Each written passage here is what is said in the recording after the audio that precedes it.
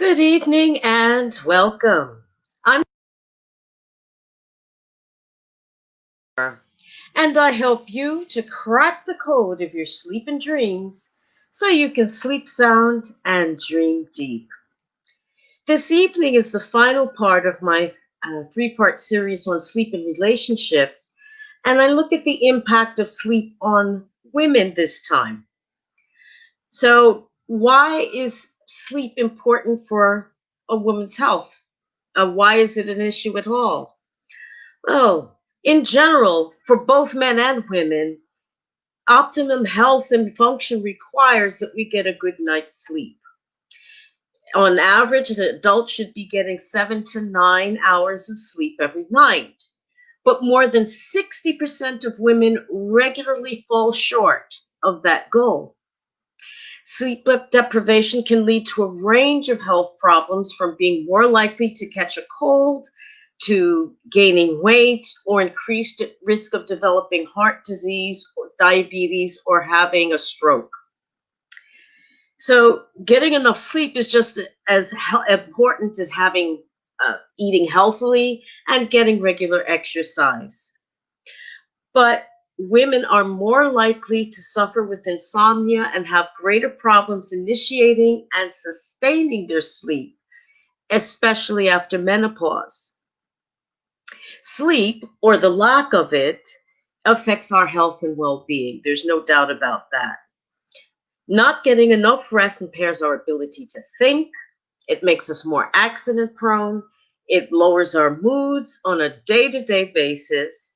And in the long run, too much of a sleep debt can contribute to problems like weight gain, obesity, again, diabetes, dementia, heart disease, and more. So, how well women sleep also impacts other areas of their health, like during pregnancy, postpartum period, peri and postmenopause, as well as their aging. And this is according to Dr. Catherine Sharkey, an associate professor of medicine, psychiatry, and human behavior at Brown University in Rhode Island. Women, for example, are more likely to suffer with insomnia and have greater problems with sleep. This is something that has become more and more obvious with research. And what Dr. Sharkey does is to research the sex-based differences in sleep and the circadian or day-night rhythm, and particularly how they affect women's health. In a recent interview, Dr. Sharkey stated, in relation to the question about differences between male and female sleep, she said that young children of both sexes are similar in their sleep patterns. Both boys and girls need 8 to 10 hours of sleep per night for optimal health. But however, around puberty, it seems that boys and girls start to diverge, with girls who are menstruating showing a higher tendency to develop insomnia than boys. The reasons for this are still unknown, but it may be caused by slight variations in the circadian rhythm between boys and girls. And girls also face more fragmented sleep, which may be possibly related to hormonal fluctuations during the menstrual cycle. Several studies have suggested that the presence of different sex hormones in men and women may yield different effects on their sleep. And this was according to a review published back in 2016 in the journal Philosophical Transactions of the Royal Society B. Adult women apparently are continuing to report more insomnia and remain more prone to sleep disorders in general than men. In addition, another review that was published in 2016 in Biomedical Research International revealed that undiagnosed sleep apnea is a major problem, with as many as 90% of women being unaware that they have the condition in the first place. And that may be because the women's symptoms, as in many other conditions, differ from that of men. So while men may present with snoring, which can be an indicator of sleep apnea when the breathing stops, women tend to report excessive fatigue, a strong need to sleep during the day, and lapses in concentration or mood. So when people say that, oh, snoring is a sign that you're sleeping deeply, not necessarily. It usually means that somehow your breathing is being obstructed, which can lead to feel nightmares even of feeling suffocated or drowning, or the sleep apnea takes hold and you just stop breathing for a period of time.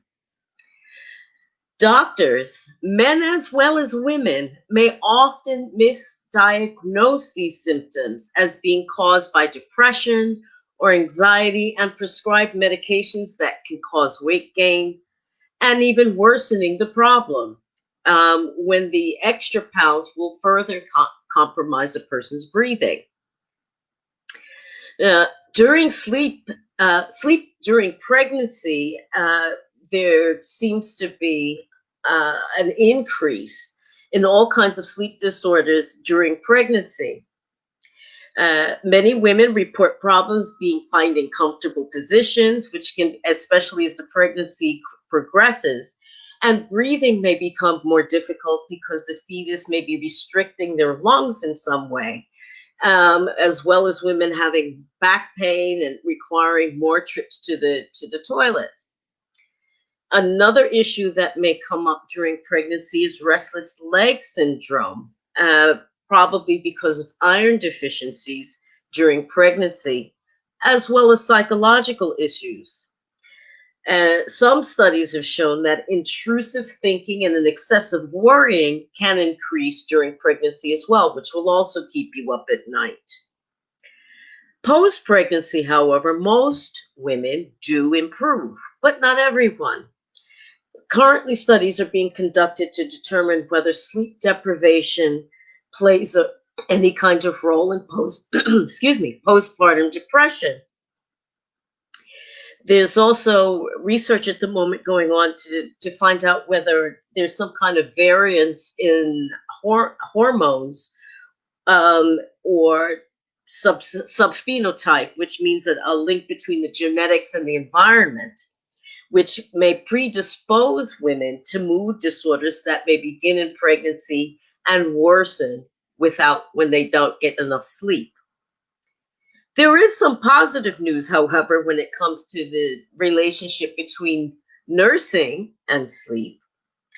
In a study published in the Journal of Perinatal and Neonatal Nursing, they found that women who breastfed their children, either by nursing directly or through stored breast milk, slept on average 40 to 45 minutes longer than parents of bottle-fed babies.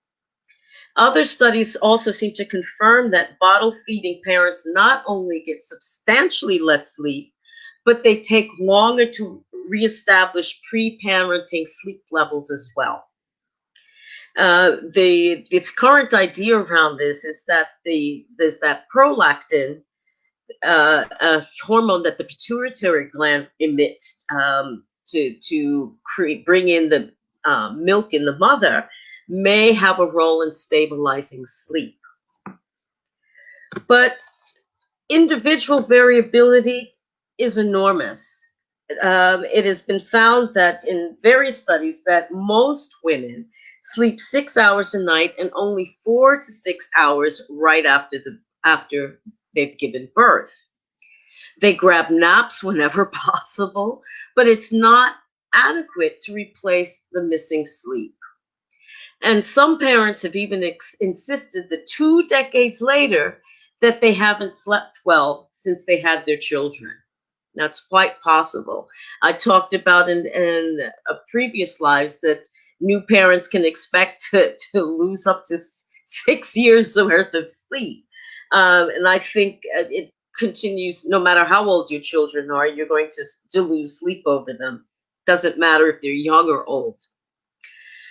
Sleep during the perimenopause period can also be problematic. Some women report many sleep problems from perimenopause right through menopause itself and even beyond.